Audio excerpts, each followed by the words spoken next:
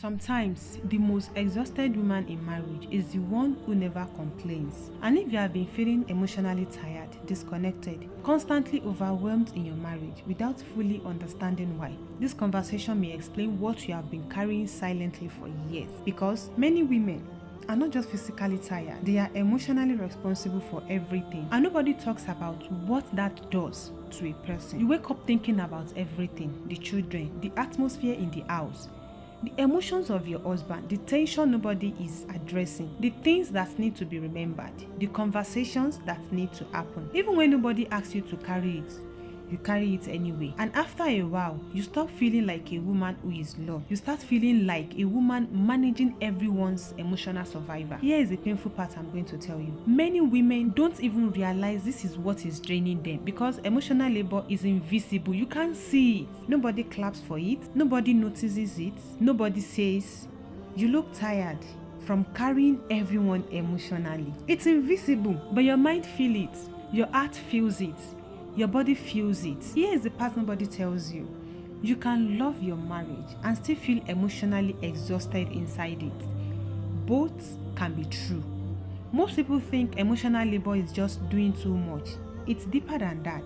It's constantly monitoring the emotional state of everyone around you. You become the peacemaker, the reminder, the emotional processor, the one who notices everything. And over time, something dangerous happens. You slowly disappear from your own life because your energy is always flowing outward. Pay attention to this. A woman can look fine externally while internally feeling emotionally abandoned. And any men genuinely do not realize this is happening, not because they are evil, but because emotional labor is rarely visible until someone explains it. That's why communications matters a lot, not silent suffering. Most people get this wrong.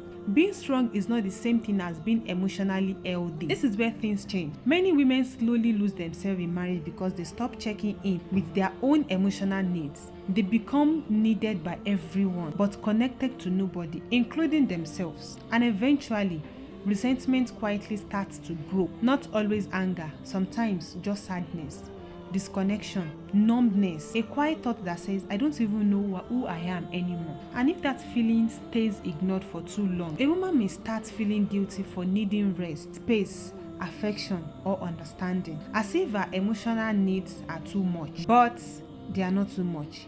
They are human. If you miss this next part, you may continue blaming yourself for something that is not actually your fault. First, stop normalizing emotional exhaustion. Just because many women experience it does not mean it is healthy. Second, start communicating before resentment builds silently, not through attack, not through bitterness, but through honesty. Many men are unaware, not uncaring. Honestly, they don't know. And many women have been suffering quietly for so long. They no longer know how to express their needs anymore. They no longer know how to ask for things calmly. Third, reconnect with yourself outside your responsibility. You are not only a wife, a mother, a helper, a fixer. You are still a human being, still a human, still that lady, still someone deserving of rest, peace, and emotional care. So here is something simple I want you to do after this video. Ask yourself honestly, be honest with yourself. What emotional weights have I been carrying silently? Write it down, not to complain, but to finally acknowledge what your heart has been trying to say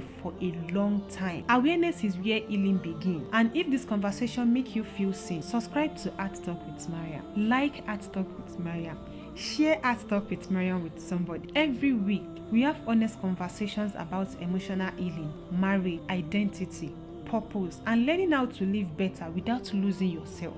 And if this spoke to your heart, tell me in the comment section. I understand myself better now. Remember what I said at the beginning. Sometimes the most exhausted woman in a marriage is the one who never complains, not because she is weak, but because she has been carrying too much for too long in silence.